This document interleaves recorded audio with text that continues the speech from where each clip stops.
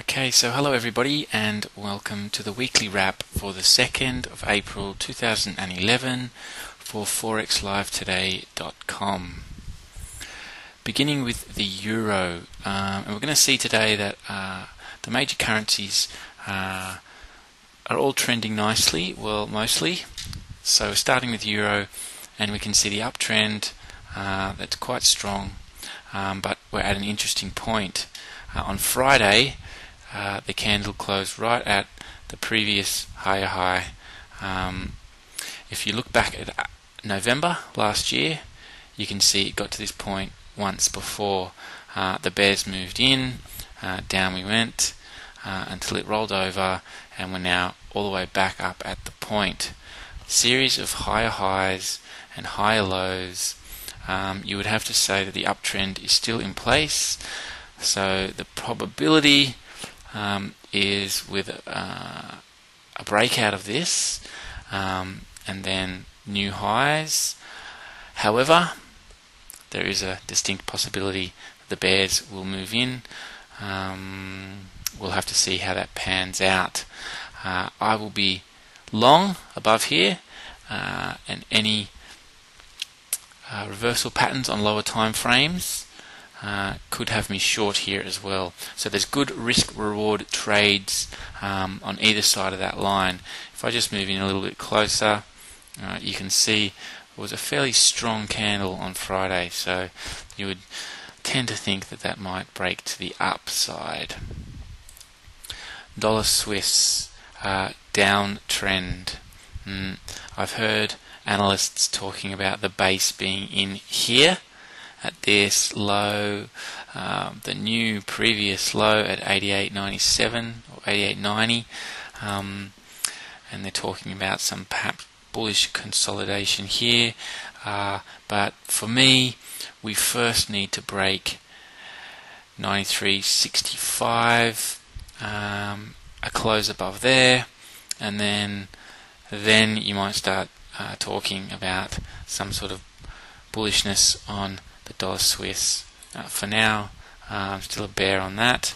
Of course, long term is a different story with these analysis. We're kind of taking them week by week, so they're kind of like a medium term swing trade analysis. Cable, you would say that the uptrend, shakily in place, if we can put it like that. This week has been conflicting signals. So if you were a bull and you're still hanging in there after the week previous to that, you would still be a little nervous, I think. You'd be better off at the end of the week than you were at the start, although there's been lower lows followed by higher highs, followed by lower highs, lower lows, higher lows, so really difficult to gauge what the medium term outlook is for cable. Dollar yen, it has been range bound for quite some time, in and around this 84.45 area, and down to the 80.50, 80.60 area. So it attempted on Friday to break out after 2 strong weeks of rally following the record low on the spike down from the Japan disaster. So perhaps that's an indication of what's to come. The bulls from anywhere down here are sitting on some really good profit. So perhaps that's what we saw there. Bulls taking their profits at the top of the range. Very wise of them, I would have to say. So we'll have to see what happens there too regards that range. There may have been some bulls switching short on the probability play there. That's the major currencies. Let's just quickly look at the Aussie. Record highs once again this week. Seems nothing can stop the Aussie dollar. Look at that trend, and if we zoom in a little closer, if you look at this, it would take a brave trader to sell into that. So possibly you'd have to say more upside for now.